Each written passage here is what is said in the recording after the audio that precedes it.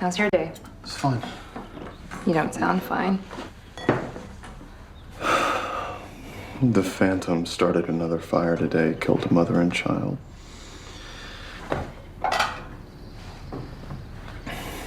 What? Why do I get the feeling you want to wrap him up in plastic? It doesn't matter. I promised Deb I wouldn't take any cases from the police. Well, if you always listened to Deb, you wouldn't be here with me. I can't kill him, okay? Okay, fine. Sorry. I'm just frustrated. As much as I want to be here with you, my dark passenger really wants to be somewhere else. I'm sorry, your dark what? My dark passenger, that's what I call my need to kill. Why? Because it's like this thing living inside me, telling me what to do, saying I have to kill, not leaving me any choice. You're not a puppet. Of course you have a choice. Actually, I don't.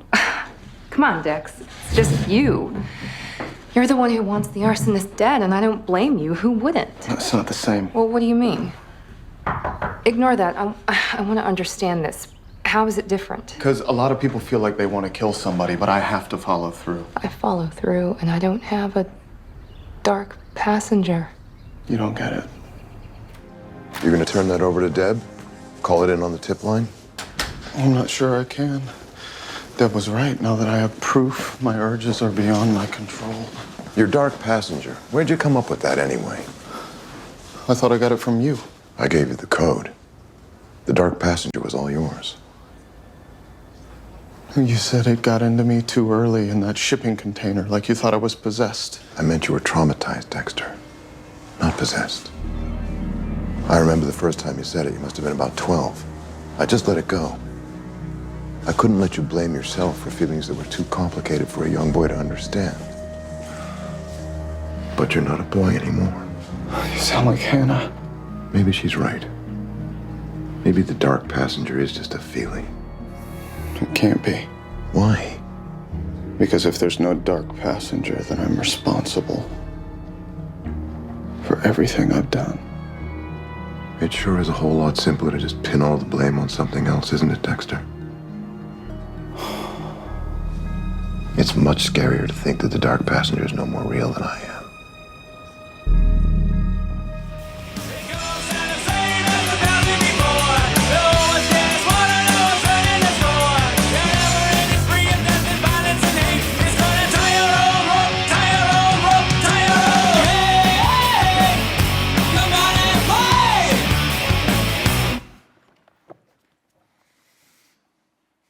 I've debated on using a Dexter clip for a long time. I feel like it's been enough time. Maybe now it's softened up a little bit with everything else that's come out. I don't know. And I really thought that was Amber Heard in that scene. And I was like, it wasn't. I had to look it up. But I was like, who's the real psycho in this scene? I don't know. Sorry, I digress. Moving on. Okay, James chapter 1. That's actually what we're looking at this morning. And we'll come back around to Dexter and his dark passenger. I'm going to pick up where Pastor Alex kind of left off last week and then kind of continue on looking at what James writes to the church in the early days as it was scattered. He says, "Consider it pure joy, my brothers and sisters, whenever you face trials of many kinds, because you know that the testing of your faith produces perseverance." That's what Alex looked at last week. And then down in verse 12, where we look at this morning, he says, "Well, blessed is the one who perseveres under this trial, because having stood the test, that person will receive the crown of life that the Lord has promised to those who love him. When tempted, though, no one should say, 'It's God that's tempting me.'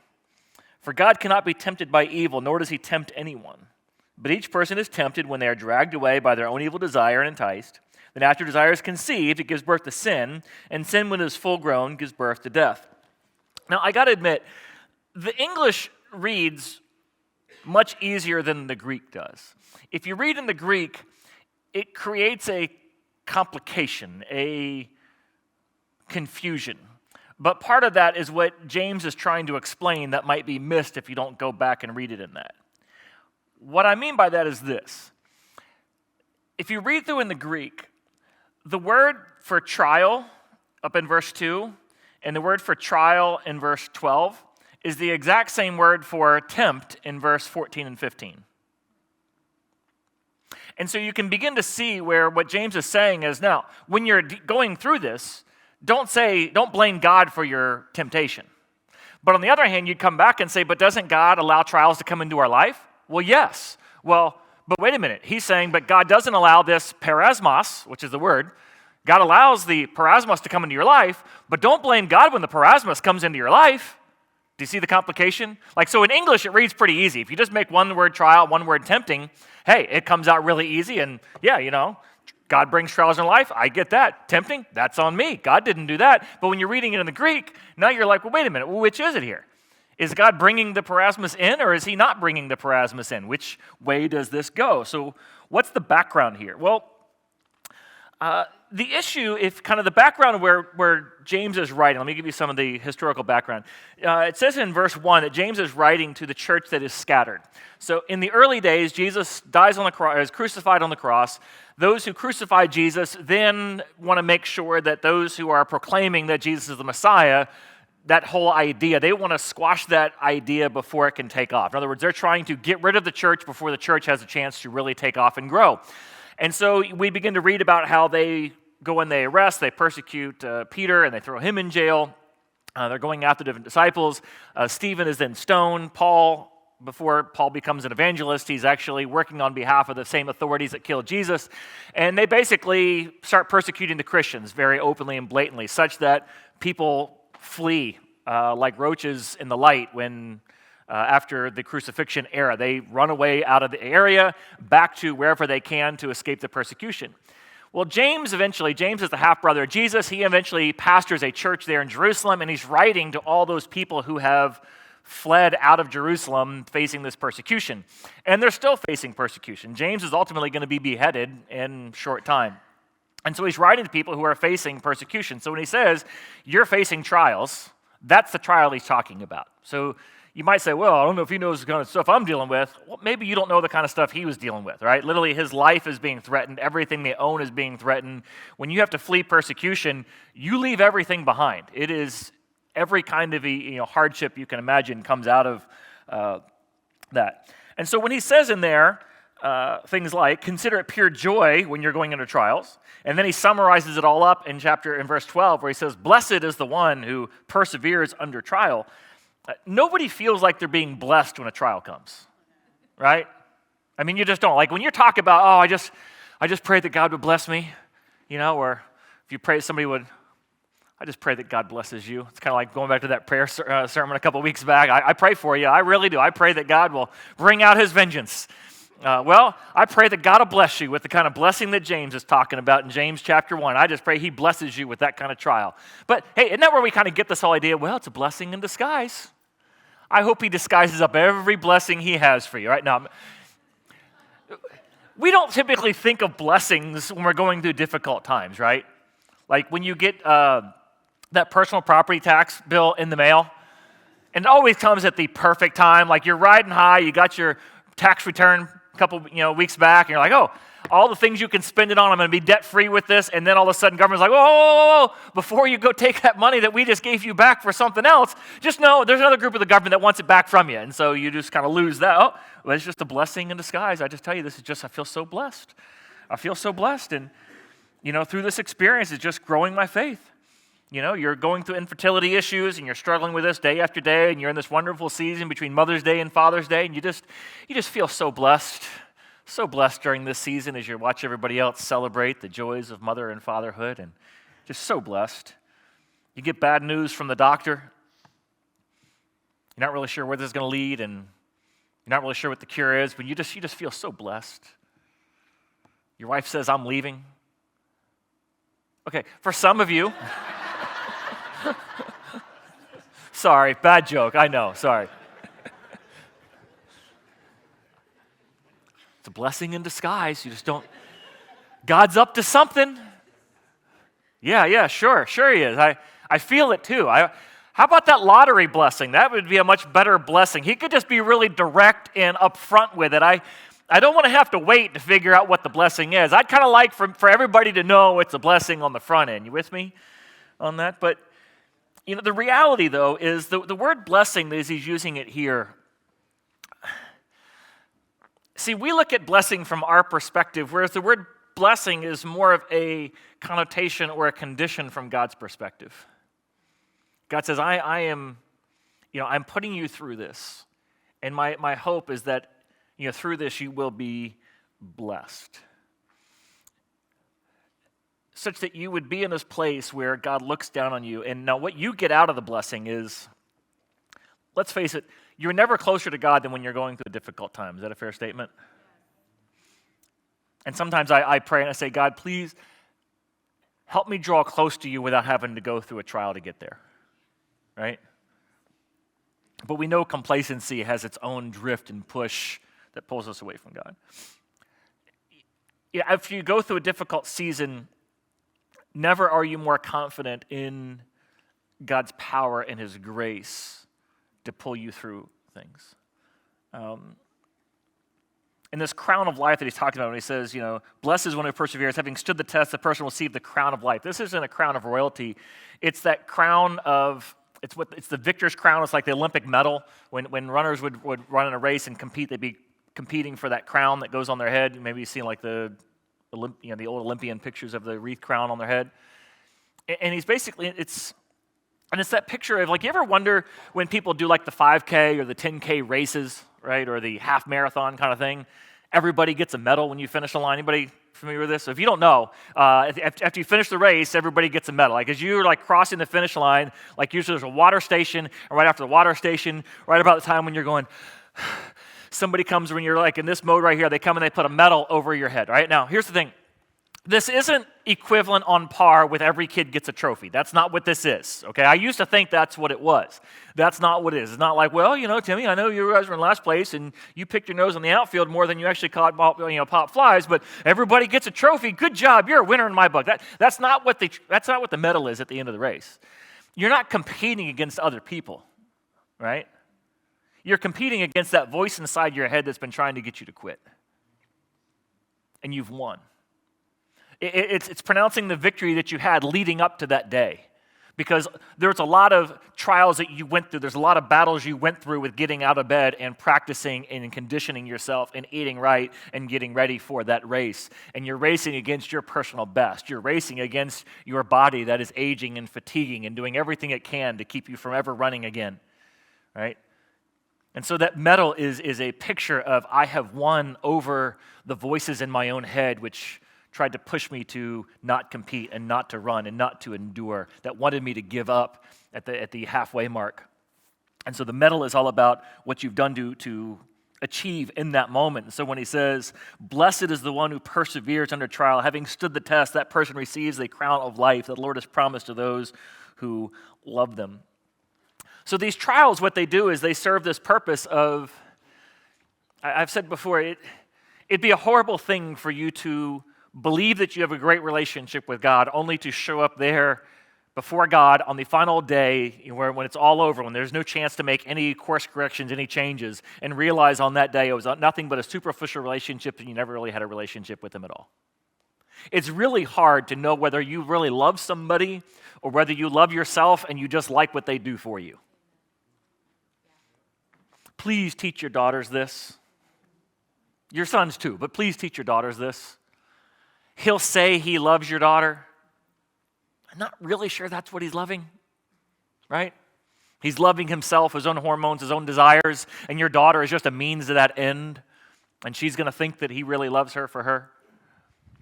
And so often, how many times have you had the conversation with somebody and like, well, I love them. No, you don't. You love yourself. They make you happy. That's why you love them.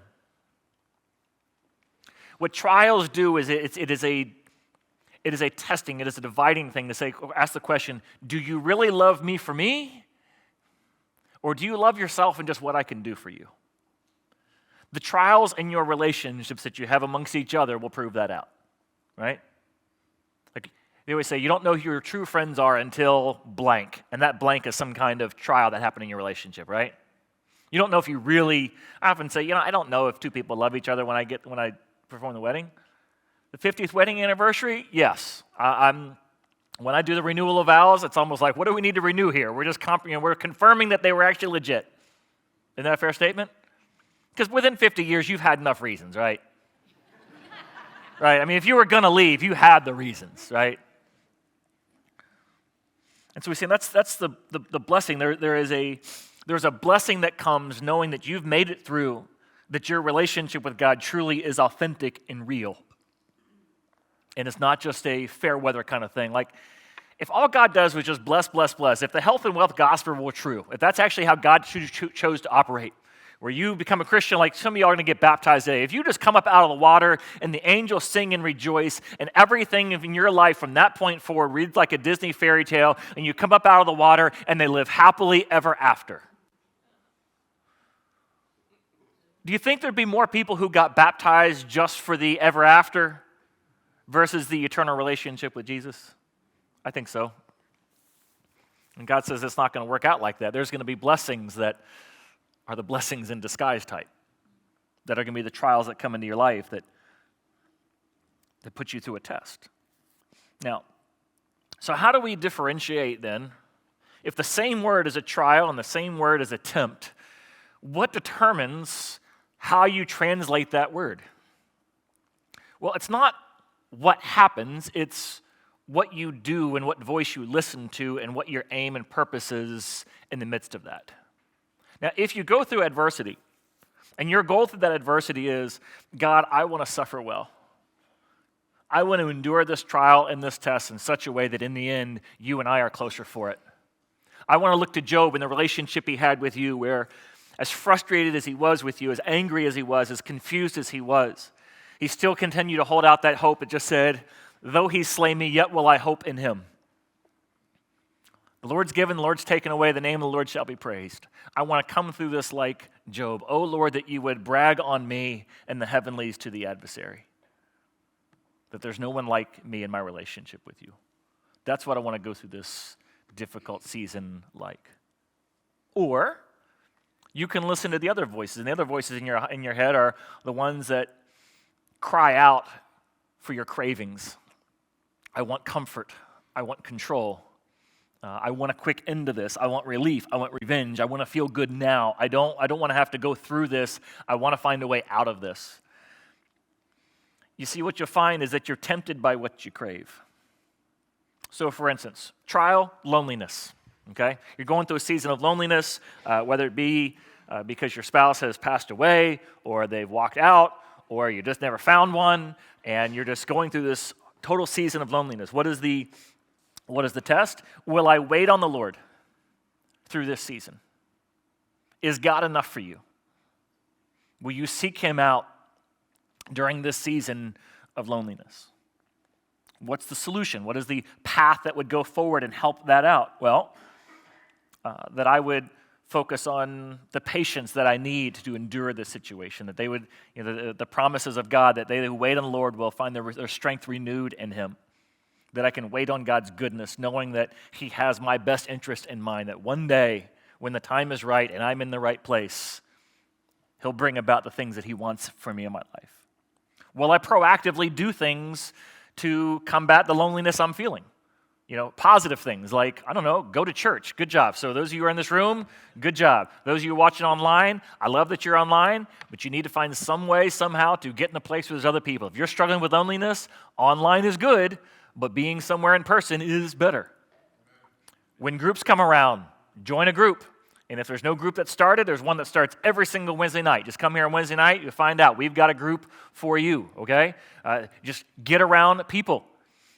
Do things to combat isolation. Isolation is a choice. Loneliness is a feeling. You can deal with the isolation issue. Exercise in public, whether you do it up at the boardwalk or joining a gym. I think it's like $60 to join the public gym up at the rec center. You can get out in public and do things out in public. Do solitary things in a public place. Instead of reading a book at home, read it at Barnes & Noble. Instead of, if you got some paperwork you got to do it at Panera Bread, not at home alone in isolation. Just being out and around other people will be good for your soul. What's the temptation? To instantly fix my loneliness with some kind of superficial connection or intimacy. And so I go on the wonderful cesspool that is Tinder. I'm not lying. I went on there back when I was single. I have a whole list of screen captures from that era. And I'm just going to tell you, there was a woman in her 3rd trimester of pregnancy with a picture saying, "Baby's coming soon, looking for a friend for this season." That's a true story. Anyways, I'm just going to say that's probably not where you should be in the 3rd trimester. Okay.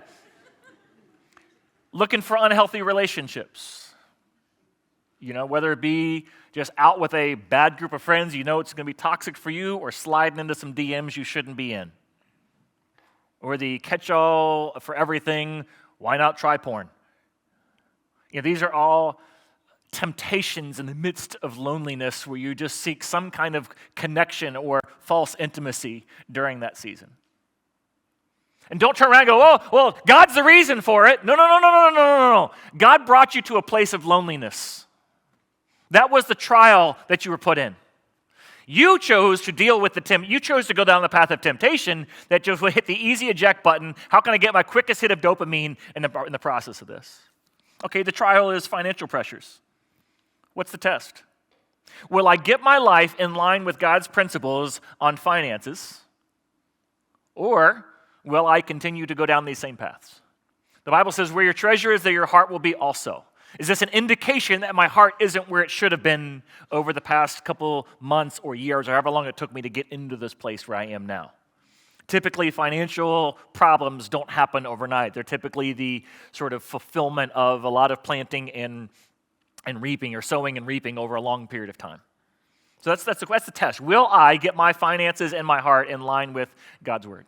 Will I do things like, get some education, like taking a Dave Ramsey class, going through a small group with that? Will I develop a budget and stick with the budget? Will I look at my sources of income and ask myself, are there any ways I can increase my income opportunities? Is there overtime I can work? Is there a second job I can work? Having more money coming in is a lot easier to pay down bills. Will I come up with a plan and some goals for how I will get debt-free by a certain amount of time? And will I make the decisions and the hard choices every single day to make better financial choices along the path? What's the temptation? Find the quickest way out of this possible. Get-rich-quick schemes. Whether it be gambling with, I'm pretty good. I think I know who's going to win the NBA Finals, and so if I just put some money, this is quick money. Or for some of you more sophisticated, I don't gamble, but I just invest in the speculative stocks. Okay, very different.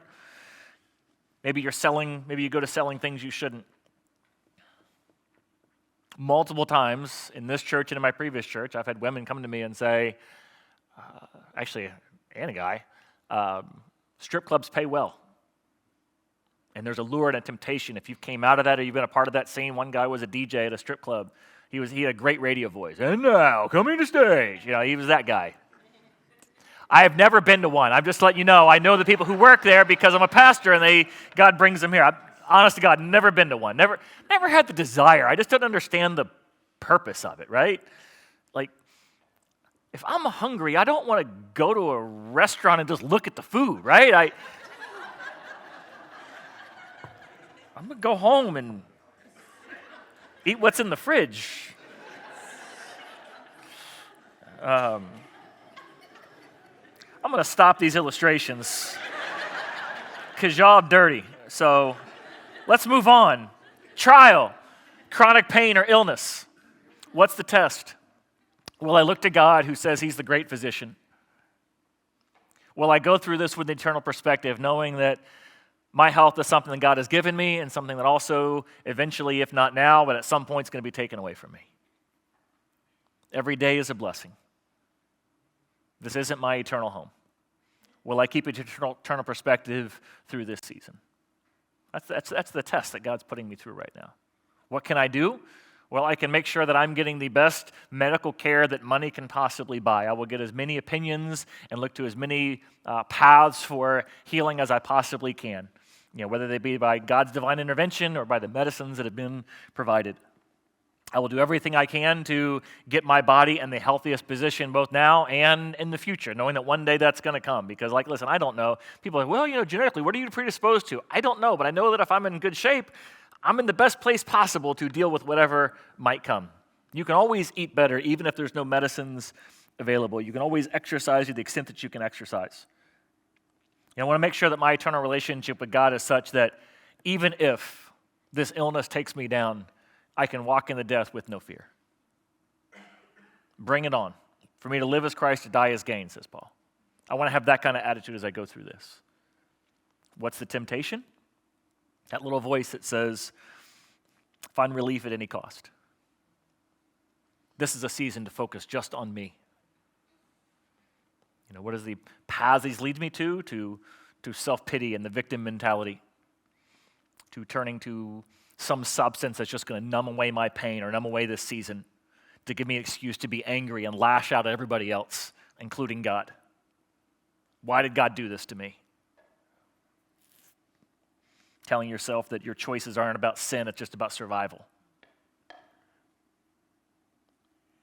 The trial, marriage issues. We all have them. You can't possibly be married for 50 years without them.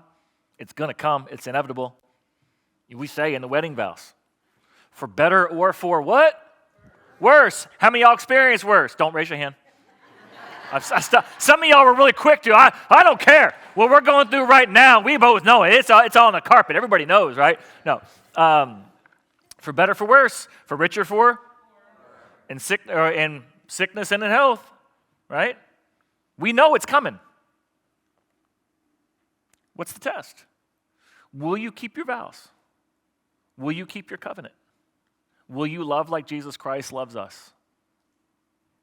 What's the temptation? There are many. What should we be doing? Oh, I don't know. Go to counseling maybe. Read books. Focus on your piece of the pie. I mean, hey, 90% may be on them. What's your 10%? Focus on your 10%. Focus on what you can do. Pray for them. Lift them up. What's the temptation? Disengage. Look somewhere else. Flirt. Find attention somewhere else. I think porn usually comes back in on this one. Affairs. Thinking divorce is going to be the easy option. Whether it's a trial or a temptation is up to you. It's a parasmos. If it's a trial, it's going to test your relationship with God and your ability to endure with Him to the end. And having persevered, God says it'll be worth it. There's a crown of life there. There's a blessing knowing that you have a loving relationship with Jesus Christ that will last for all eternity. This has only brought you closer to Him in the process. If it's a temptation, it's because of the voices you listen to in the process. In that opening clip, you've got Dexter, and his whole life, he's gone down this path where he has this sociopathic desire to kill in a righteous means, he thinks. He says, well, I'm helpless here. It's just my dark passenger. I have this voice inside me that tells me what I have to do, and I have to go do it. I have to obey it. People come into his life and call him out, and he's like, no, that's all you. You're just looking for somebody to blame. And he says, well, if I don't have my dark passenger to blame, then, oh heavens, who might I have to blame then? Myself. So he says, when tempted, no one should say, God is tempting me. No, the temptation to go down the other path, that was you. The trial, the situation, that was God. The voices that you were listening to, that was you. God's not tempting you saying, hey, now would be a good season for an affair. What do you think? She's cute. No. The trial was just, marriage is going to be hard. Marriage is a hard endeavor. Temptation was on you. In the political sphere, there's this whole debate as to when does life begin? We call it the pro-life debate, right? When does life begin? Does it begin at conception? Does it begin when, I'm not wanting the baby anymore? When does it begin? James uses this language and kind of flips it around and says, when does death begin? He says, death begins at conception. Read it. That's what he says. Death begins at conception. That temptation that you allowed linger conceives as soon as you start thinking to yourself, I think it would be better to be married to somebody else. Well, I can just numb away the pain. And you rationalize in your mind, while it's not really a bad thing, it's God's fault for putting me in this situation in the first place. Sin's conceived right then and there. At that point, it's only a matter of time and opportunity before sin actually happens. And once sin happens, it's only a matter of time and exposure before it all comes out and leads to the death. So it gets conceived, it's inevitable at that point. As soon as you create the profile, things are already in motion. As soon as you send out that message, it's already in motion. You go into the bar, it's already in motion. It's conceived. And it's only a matter of time or opportunity before you do something. And then it's only a matter of time and exposure before it all comes out and it all comes crashing down. How many verses do you need on the exposure piece? Be sure your sin will find you out. Jesus says in Luke 8:17, everything that is secret will eventually be brought out into the open. Everything you're trying to cover up will eventually be brought to light and be known by all. Only question is, will it be on your timetable or his? How vast will the exposure be? Will it be simply before you and God confessing your sin, or does God have to make it completely public? That's up to you.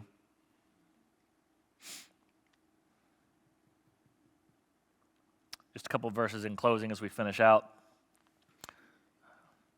When you don't deal with it, I'm going to read a psalm and a proverb and a Hebrews, finish out. The psalmist says in Psalm 32, it says, when I kept silent, my bones were wasting away. My groaning was all day long. For day and night, I felt like God's hand was heavy on me. My strength was sapped as in the heat of summer. It wears on you.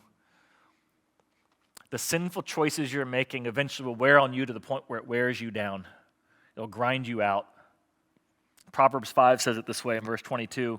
The evil man gets tangled up in his sinful choices. It's like a netting that trips him up and he just can't get out of it. Eventually, he will die for a lack of self-control. He'll be lost because of his own foolishness. Is that the path you're on? Is that describing you? I think it's that language from Proverbs 5 that the writer of Hebrews picks up on. And he says, therefore, since we're surrounded by such a great cloud of witnesses, in other words, this ain't the first time this has happened. There's other people who've been through stuff a lot worse than what you're going through, have been through the same trials you have. They just dealt with it differently. They didn't go down the path of temptation. They took it as a test from God, and they endured through it. Here's a whole list of them in Hebrews chapter 11. Since we're surrounded by all these people who are showing you what you're dealing with is not God's fault, the temptation you're dealing with. God brought the trial into your life, and whether it's a temptation or trial is up to you. There's a whole cloud of witnesses, a bunch of other people who've gone through the same thing and didn't make the same dumb choices you're making. That's what he says to begin this off. So he says, so then let us throw off everything that hinders us and the sin that so easily entangles us, pulling that same verbiage out of Proverbs chapter 5. That sin's going to trip you up, and eventually it's going to take you down.